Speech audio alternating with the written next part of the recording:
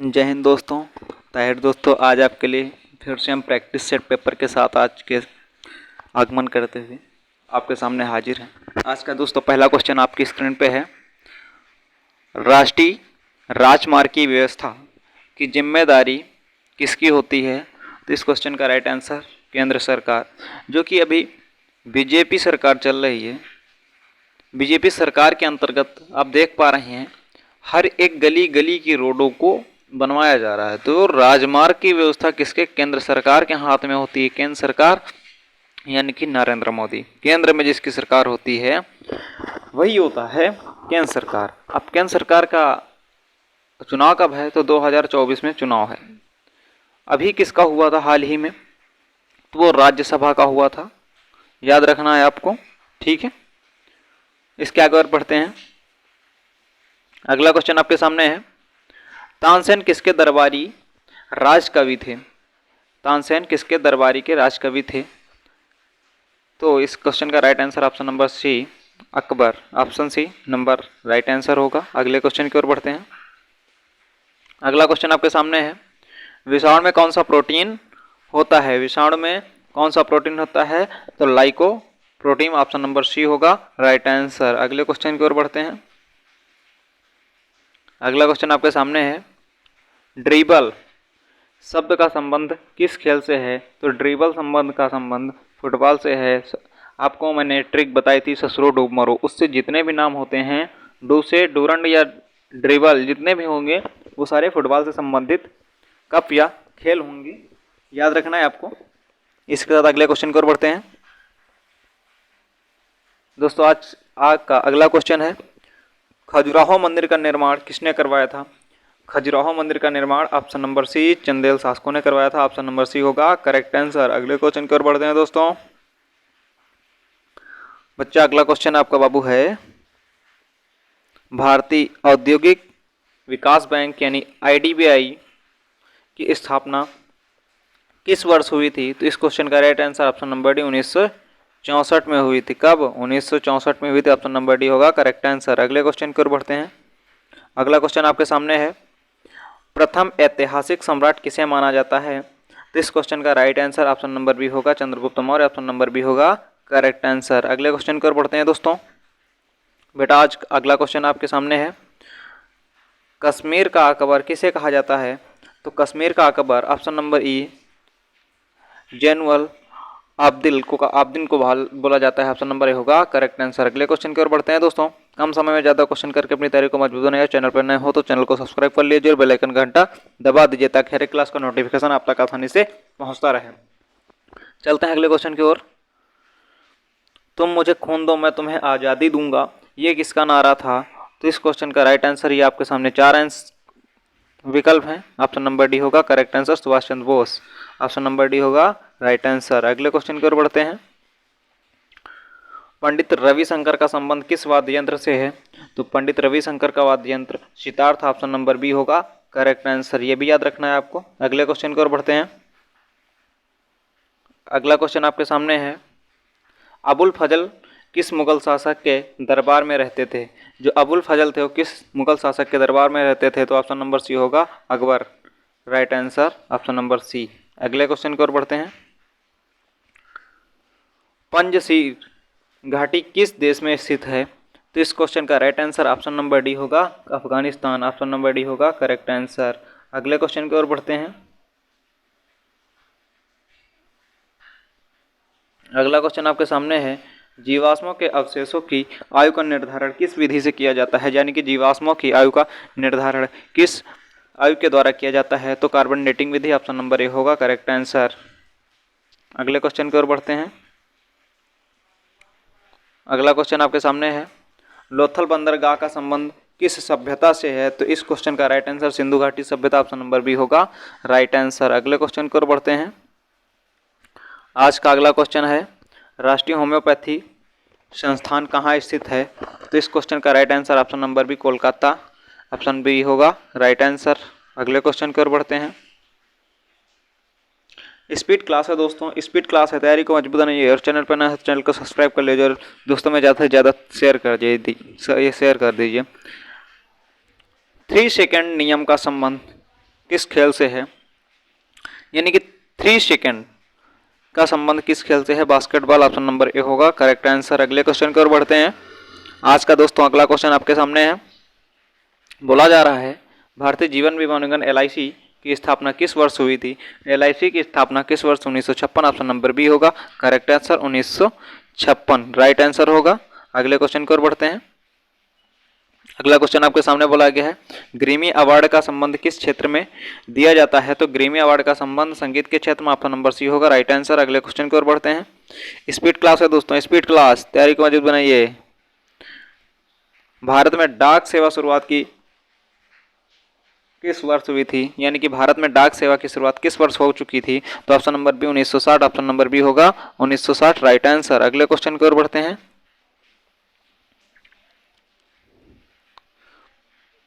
अगला क्वेश्चन है यूनियो और यूनिसेफ का संबंध किससे है। तो इस क्वेश्चन का राइट आंसर बच्चों से। ऑप्शन नंबर ए होगा करेक्ट आंसर। अगले क्वेश्चन की ओर बढ़ते हैं। अगला क्वेश्चन आपके सामने है डाउन सिंड्रोम से पीड़ित व्यक्ति में कितने गुणसूत्र होते हैं। डाउन सिंड्रोम जिसके हो जाता है उनके गुणसूत्र कितने होते हैं। तो इस क्वेश्चन का right answer option number C 47 होते हैं। Option number C right answer 46 होते हैं। 46 में से 1 प्लस हो जाता है जिससे आपके 47 गुणसूत्र हो जाते हैं। किससे, डाउन सिंड्रोम से पीड़ित व्यक्ति को।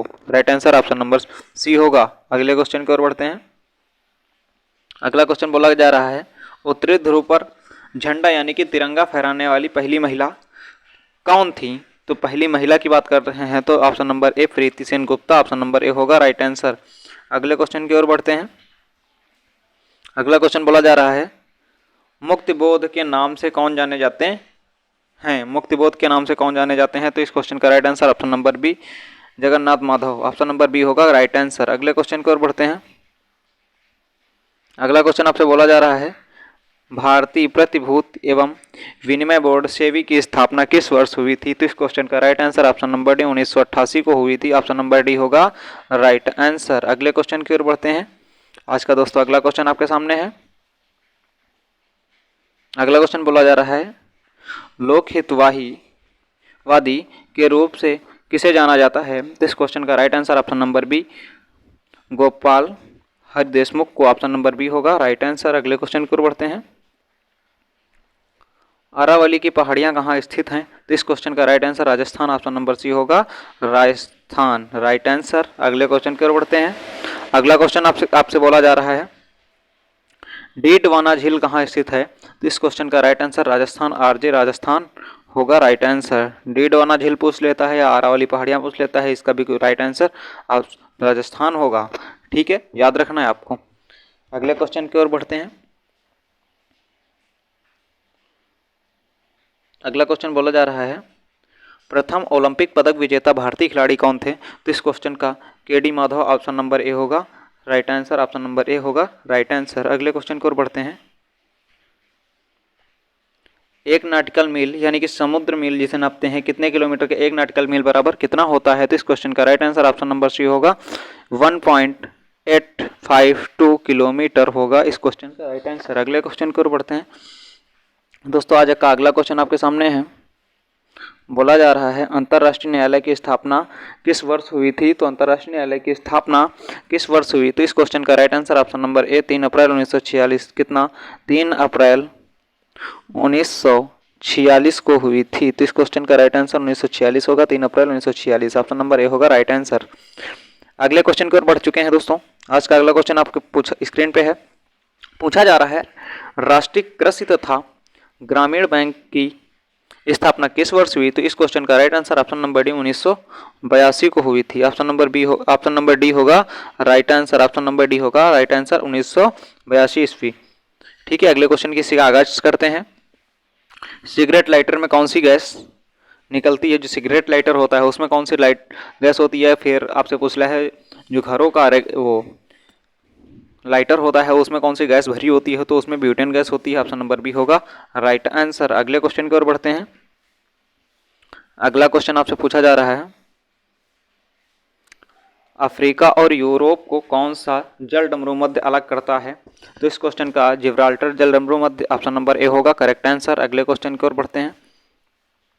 अगला क्वेश्चन आपसे बोला जा रहा है भारतीय स्टेट बैंक यानी कि SBI की स्थापना किस वर्ष हुई थी? तो इस क्वेश्चन का right answer option number C होगा 1955।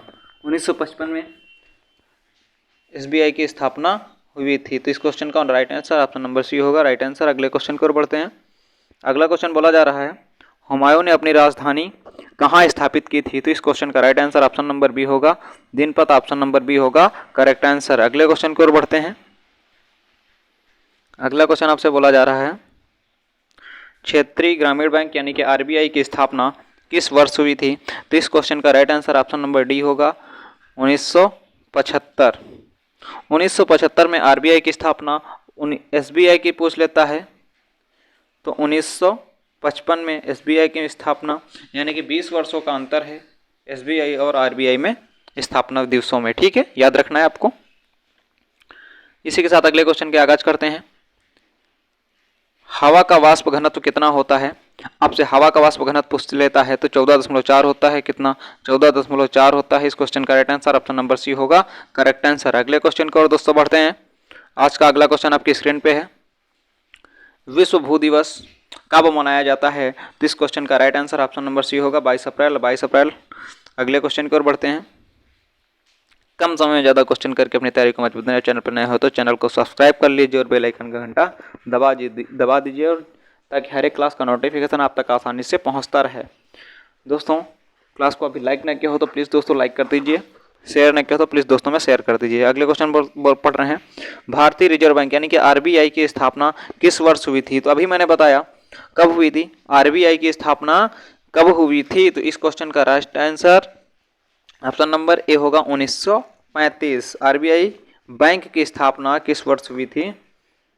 1935 में हुई थी। याद रखना है आपको। इसी के साथ अगले क्वेश्चन की ओर बढ़ते हैं। आज का लास्ट क्वेश्चन आपकी स्क्रीन पे है। यह से मेरी क्लास एंड होती है। इस क्वेश्चन का आपको आंसर कमेंट बॉक्स में देना है। सूर्योदय का देश किसे कहा जाता है? तो इस क्वेश्चन का right answer option number B होगा जापान। जापान को सूर्योदय का देश कहा जाता है। सूर्य सबसे पहले यहीं पे उदय होता है। कहाँ पे आपसे पूछ लेता है तो जापान में उदय होता है सबसे पहले जापान में ही सूर्य की किरणें आके दिखाई देती हैं। याद रखना है आपको। इसी के साथ दोस्तों क्लास को एंड करते हैं। यहीं से क्लास खत्म होती है। प्रैक्टिस सेट पेपर यहीं से खत्म होता है। अगले प्रैक्टिस सेट पेपर के साथ फिर से मुलाकात होगी स्टीपेंड यूट्यूब चैनल के साथ अमन सिंह से। तब तक के लिए जय हिंद, जय भारत, वंदे मातरम।